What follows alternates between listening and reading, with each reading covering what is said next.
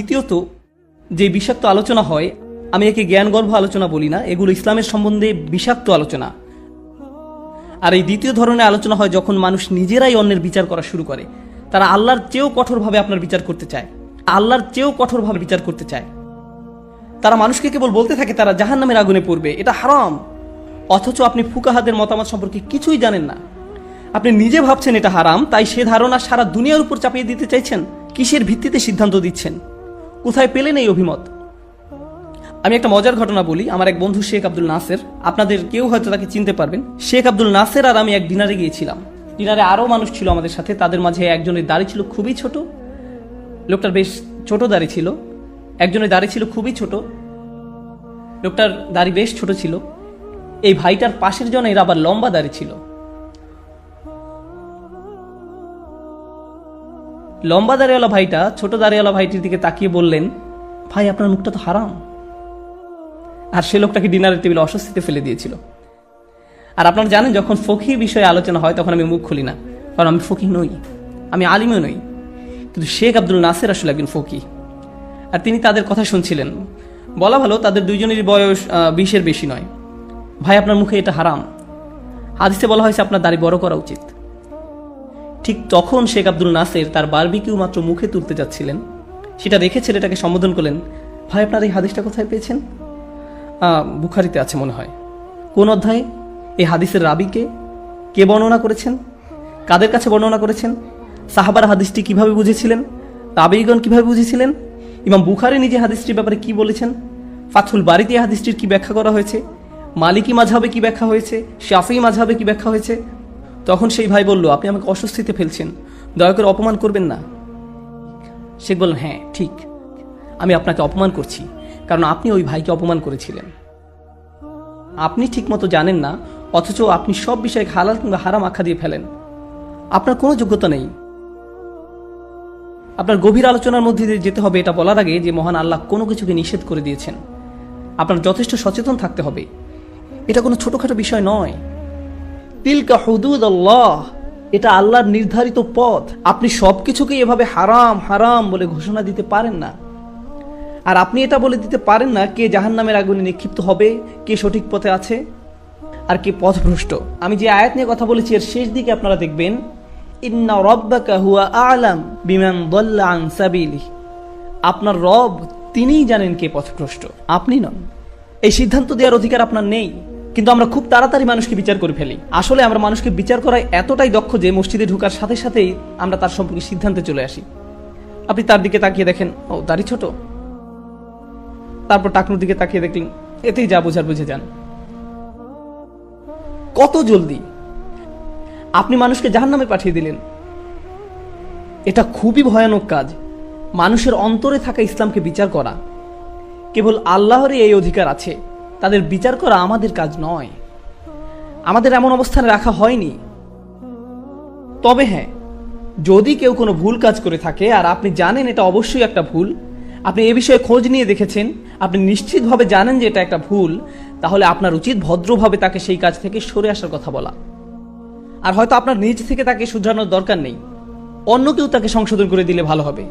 আপনাকে কৌশল অবলম্বন করতে হবে। মাঝে মাঝে আপনি কারো সংশোধন করতে চাইলে তাতে উপকারের চেয়ে ক্ষতি বেশি।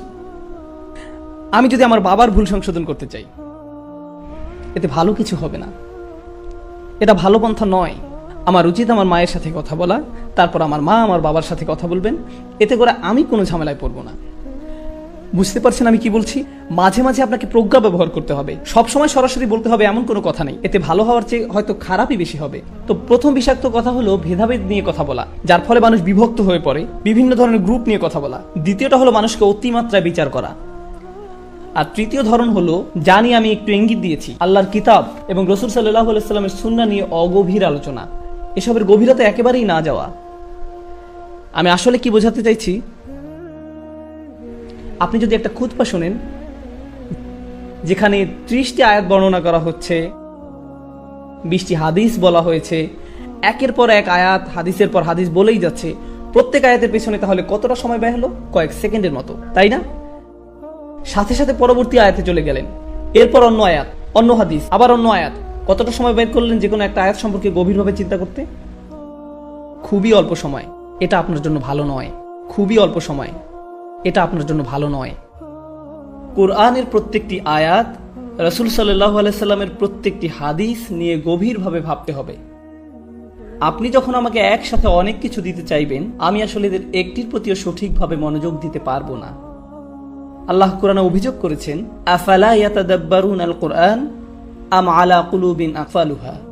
তিনি বলেছেন লিয়াদাব্বারু আয়াতিহি, তিনি বলেননি লিয়াস্তাদিল্লু বিহায়াতিহি, তিনি বলেছেন লিয়াদাব্বারু আয়াতিহি, যাতে তারা গভীরভাবে তার আয়াত নিয়ে চিন্তা করতে পারে। আমি আজকে 1.5 ঘন্টা কথা বলবো আপনাদের সাথে। কয়টি আয়াত নিয়ে জানেন? কয়টি আয়াত নিয়ে? একটি মাত্র আয়াত, একটি মাত্র আয়াত। কারণ এই আয়াতটি আমাদের মনোযোগের দাবিদার। আমাদের এই আয়াত নিয়ে গভীরভাবে ভাবতে হবে। তো যেটা হয়, মানুষ অনেকগুলো আয়াত বয়ান করে থাকে কিন্তু কোনো আয়াতের গভীরতায় যায় না। আপনি যদি কোনো কিছু গভীরভাবে না বুঝে থাকেন তাহলে ভুল বোঝার সম্ভাবনা থাকে। যখন আপনার গভীর জ্ঞান থাকে না, আপনার ভুল বোঝার অনেক সম্ভাবনা থেকে যায়, কারণ স্বল্প জ্ঞান খুব সহজেই সমস্যায় ফেলতে পারে। চলুন আপনাদের অন্য কিছু বলি, যেহেতু আমি এই বিষয়ে কথা বলছি। হয়তো আপনাদের বুঝতে অসুবিধা হবে, কিন্তু এটা বেশ গুরুত্বপূর্ণ। ইসলামের সর্বোত্তম উপহার, সবচেয়ে বড় সত্য যা আমাদের কাছে আছে তা হলো আল্লাহর কিতাব। আল্লাহ সুবহানাহু ওয়া তাআলা বলছেন, কালিমাতুল্লাহি হিয়াল উলিয়া, আল্লাহর বাণী সর্বোত্তম স্থানে আছে।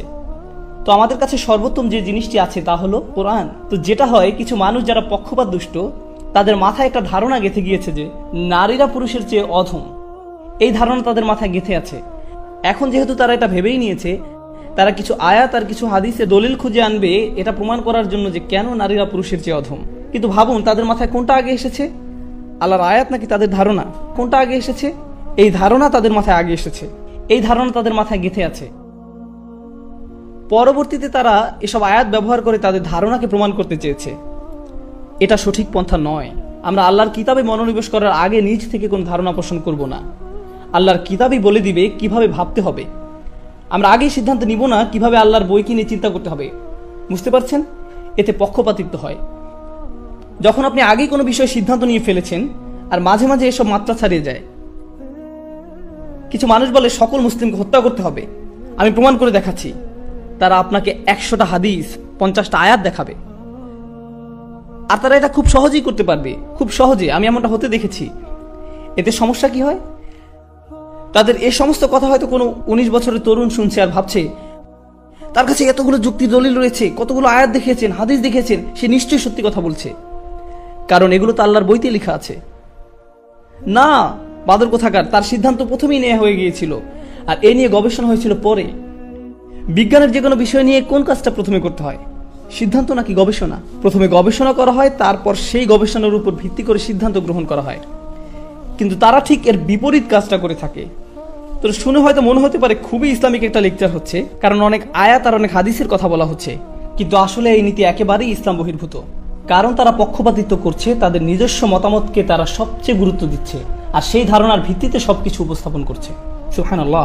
আর মুসলিমরা খুব সহজেই তাদের শিকারে পরিণত হচ্ছে। তারা ধরেই না ইসলামে বোধহয় এমনটাই বলা হয়েছে। আমরা বর্তমানে যা শুনি, দুর্ভাগ্যবশত আল্লাহর কিতাবের নামে আমরা এখন যা শুনতে পাই তা সত্যিকার অর্থে এই কিতাবের প্রতি অপমানজনক, সত্যি অপমানজনক। একেবারে বিপরীত অর্থটা মানুষের কাছে তুলে ধরা হচ্ছে। এখন আর অল্প কিছু বিষয় যা আপনাদের সাথে শেয়ার করতে চাচ্ছি, তা হলো স্বাতন্ত্র্যবাদ। আমি জানি একটি কঠিন শব্দ বলে ফেলেছি, আপনাদের বোঝার জন্য সহজ করে দিচ্ছি। এগুলো হলো ইসলাম সম্পর্কে বিচ্ছিন্ন আলোচনা। ভেবে দেখুন তো, এই ধরনের আলোচনা আপনারা কোথাও শুনেছেন আগে?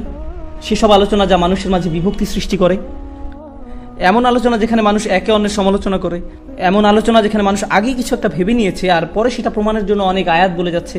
শুনেছেন এই ধরনের কথাবার্তা? মুসলিম সমাজের এই দুর্বলতার সুযোগ নেওয়া হচ্ছে, আর এটা বন্ধ হওয়া দরকার, বন্ধ হওয়া দরকার। তো আর একটা মাত্র বিষয় যা নিয়ে কথা বলতে চাই তা হলো স্বাতন্ত্র্যবাদ।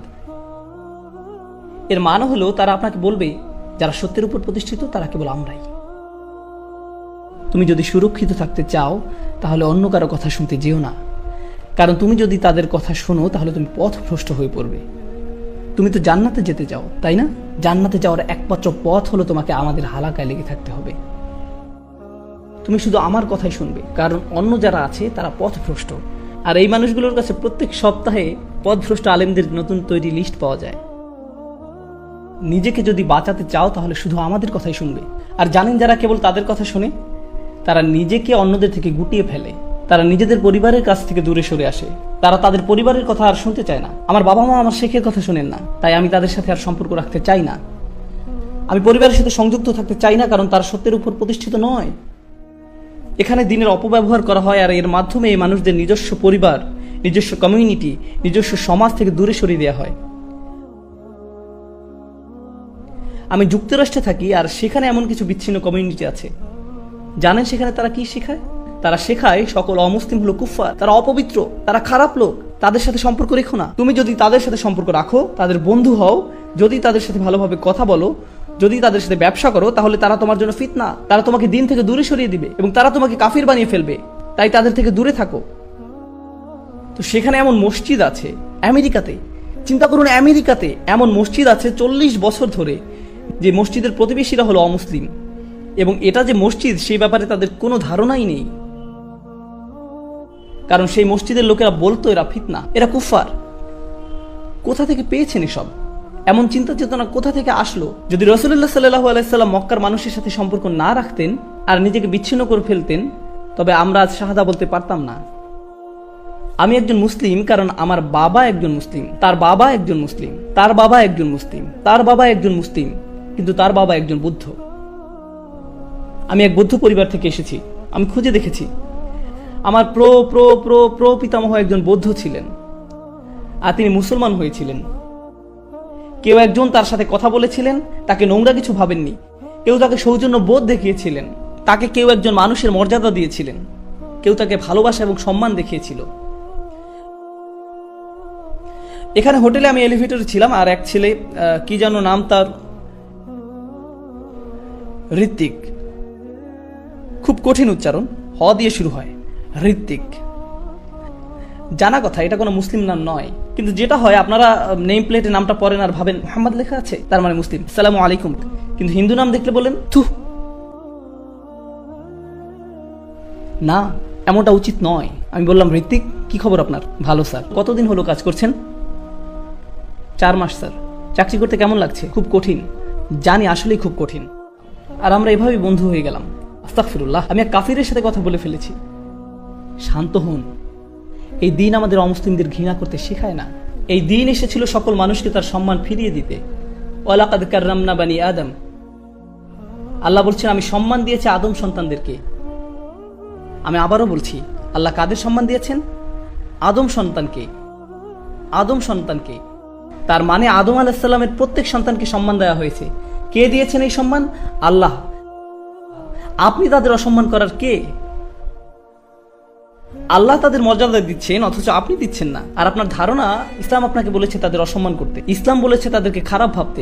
আপনি সেই আয়াতটি বুঝতে পারেননি যেখানে আল্লাহ মুশরিকদেরকে নাজাস বলেছেন। আয়াতটি কোথায় আছে, কখন বলা হয়েছে, কোন সূরায় বলা হয়েছে, কিসের প্রেক্ষিতে বলা হয়েছে, কিভাবে এর প্রয়োগ করতে হবে, আমরা এইসব কিছুই জানতে চাই না, কারণ আমরা শুধু উপরে উপরে দেখেই খুশি। গভীরভাবে এ নিয়ে ভাবতে চাই না কেউ। আমাদের এত সময় নেই। এগুলো সবই প্রজ্ঞার বিপরীত। এখন আমরা কথা বলবো প্রজ্ঞা কি সে বিষয়ে। এতক্ষণ আমি নেতিবাচক কথা বলেছিলাম, কিন্তু এখন আমরা ইতিবাচক কথা বলবো। আমি কেন এভাবে কথাগুলো সাজিয়েছি? কারণ আমি চাই আপনারা এখান থেকে ইতিবাচক চিন্তা মাথায় নিয়ে যাবেন। নেতিবাচক ভাবনা নিয়ে কেউ ফিরে যাক, সেটা আমি চাই না। এখন মনোযোগ দিয়ে শুনুন। আমি শুরু করব যে আয়াত দিয়ে, তা হলো সূরা নাহলের অন্তর্ভুক্ত। সূরা নাহলের এই আয়াতে মানুষকে বিচক্ষণতার সাথে দাওয়াত দিতে বলা হয়েছে। আমি অন্য যেসব আয়াত ব্যবহার করে এই আয়াতটি ব্যাখ্যা করব, সেগুলো সবই সূরা নাহলের অন্তর্ভুক্ত। একই সূরা থেকে এই সব আয়াত বলবো। আর এই সূরার একদম শেষ দিকে বলা হয়েছে মানুষকে বিচক্ষণতার সাথে দাওয়াত দিতে। আর এই সম্পূর্ণ সূরা জুড়ে আল্লাহ উদাহরণ দিয়ে বলেছেন কিভাবে মানুষকে দাওয়াত দিতে হবে। এই সূরাতেই সেই শিক্ষা দেওয়া হয়েছে কিভাবে বিজ্ঞতার সাথে মানুষকে দাওয়াত দিতে হবে। তো আমি আপনাদেরকে বলে একটি উদাহরণ দেব, মনোযোগ দিয়ে শুনুন, কারণ আমি আপনাদের পরীক্ষা করব। হ্যাঁ, পরীক্ষা করব। আমি জিজ্ঞেস করব আর আপনাদেরকে জোরে প্রশ্নের উত্তর দিতে হবে। আল্লাহ বলছেন তিনি আকাশ থেকে পানি বর্ষণ করেন। আনজালা মিনাস সামাই মাআন। তিনি আকাশ থেকে পানি বর্ষণ করেন। আনজালা মিনাস সামাই মাআন ওয়াজ-যাইতুন ওয়ান-নাখিলা ওয়াল-আ'নাব ওয়া মিন কুল্লিস সামারাত। এখন দেখি আপনাদের ভোকাবুলারি কতটা মজবুত। জাইতুন মানে কি? জাইতুন মানে কি? ভাইয়েরা জিতে গিয়েছে। ওয়ান-নাখিল, খেজুর। ভাইদের পয়েন্ট 2, বোনদের 0। আল আনাব, আঙ্গুর, বোনেরা বসেছেন। অমিন কুল্লিস সামারাত, অনেক ফল, ভাইরা আগে বলেছে। যদিও আপনারা মেয়েদের সেকশনে বসেছেন, তাও 3-1। এখন শুনুন, আল্লাহ বলছেন তিনি আকাশ থেকে পানি বর্ষণ করেছেন, আর এরপর তা থেকে জলপাই উৎপাদিত হয়েছে, পাম গাছ, খেজুর গাছ, আঙুর উৎপাদিত হয়, ক্ষেত খামার হয়, ফসল আসে, সব ধরনের ফসল। তারপর বলছেন সব রকমের ফল উৎপাদিত হয়। এখন মনোযোগ দিয়ে শুনুন, যদি আকাশ থেকে বৃষ্টি বর্ষিত না হতো তাহলে পৃথিবীতে কোনো জীবন থাকতো না? হ্যাঁ বা না? হ্যাঁ, এখানে কোনো জীবন থাকতো না যদি আল্লাহ আকাশ থেকে পানি বর্ষণ না করতেন।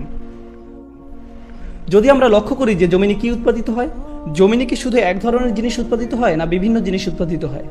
একই পানি কিন্তু হরেক রকমের ফল ফসল, হরেক রকমের ফল ফসল। এখন আমি এগুলোকে দুটি শ্রেণীতে বিভক্ত করব। প্রথমত কৃষি জমি। কৃষি জমিতে কি ফসল নিজে নিজেই জন্মে না কৃষককে এর জন্য পরিশ্রম করতে হয়? এক্ষেত্রে বৃষ্টির পানি যথেষ্ট নয়। বৃষ্টির পানি অবশ্যই দরকার আছে, কিন্তু শুধু এটাই যথেষ্ট নয়, কৃষককেও পরিশ্রম করতে হয়। আঙুর গাছ কোমল প্রকৃতির, এগুলো নিজে নিজে জন্মে না, কৃষককে এর জন্য কাজ করতে হয়। পাম গাছ সংবেদনশীল, আপনাকে যত্ন নিতে হয়, বাগানিকে এই গাছগুলোর যত্ন করতে হয়, শুধু বৃষ্টি যথেষ্ট নয়। বুঝেছেন? অন্য কথায়, চাষ করার ক্ষেত্রে কিছু নির্দিষ্ট ফসলে, যেমন জলপাই, সংবেদনশীল ফল, সংবেদনশীল গাছ, এসব ক্ষেত্রে যত্ন নিতে হয় এবং চাষি বা বাগানিকেও পরিশ্রম করতে হয়। কিন্তু যখন আল্লাহ বলছেন উনি সব ধরনের ফল ফলান, আপনি যদি দক্ষিণ আমেরিকার অ্যামাজন বনে যান এবং সেখানে শত শত হাজার হাজার লক্ষ লক্ষ একর বন গাছ, ওইসব গাছে কি ফল হয়? হ্যাঁ, কিন্তু সেখানে কি কোনো বাগানি আছেন, কোনো চাষি আছেন? না, এগুলো নিজে নিজেই বেড়ে ওঠে।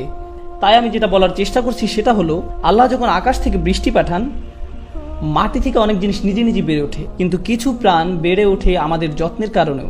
এটা এক ধরনের পার্টনারশিপ বলা যায়। আর কিছু জিনিস বেড়ে ওঠে শুধুমাত্র আল্লাহর রহমতের কারণে। আপনারা এতটুকু বুঝেছেন? এখন আরো একটু এগিয়ে যাই। আমি বলি কেন আপনাদেরকে এই উদাহরণটা দিলাম। মনে রাখবেন, আমরা কোরআন থেকে কি শেখার চেষ্টা করছি? প্রজ্ঞা। এই উদ্দেশ্যে এত সব উদাহরণ দিলাম। এখন শুনুন, একই সূরা আল্লাহ আজ্জা ওয়া জাল্লা বলছেন, আমি আপনার প্রতি এজন্যই কিতাব নাজিল করেছি যাতে তাদেরকে পরিষ্কার বর্ণনা করে দেন যে এ বিষয়ে তারা মতবিরোধ করছে, এবং ঈমানদারদেরকে ক্ষমা করার জন্য। আমরা আপনার নিকট কিতাব পাঠাইনি।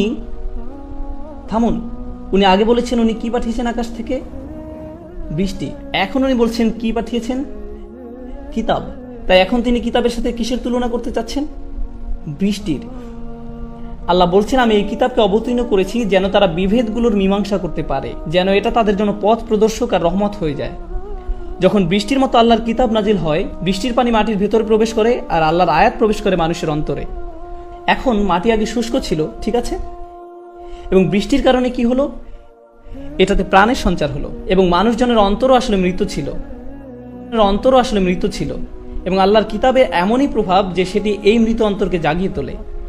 মুসলিম কমিউনিটির অনেক সমস্যা থাকতে পারে, মিথ্যা কথা বলা হতে পারে, চুরি করা, প্রতারণা করা হতে পারে, আল্লাহর কিতাব ভুলে গেছি আমরা, আমাদের তরুণরা নামাজ পড়ে না, তাদের অন্তর্জাল নোংরা জিনিসে আসক্ত, তারা মুভি দেখে, আমাদের রাজনৈতিক সমস্যা আছে, আমাদের সামাজিক সমস্যা আছে, আমাদের অর্থনৈতিক সমস্যা আছে, নৈতিক সমস্যা আছে।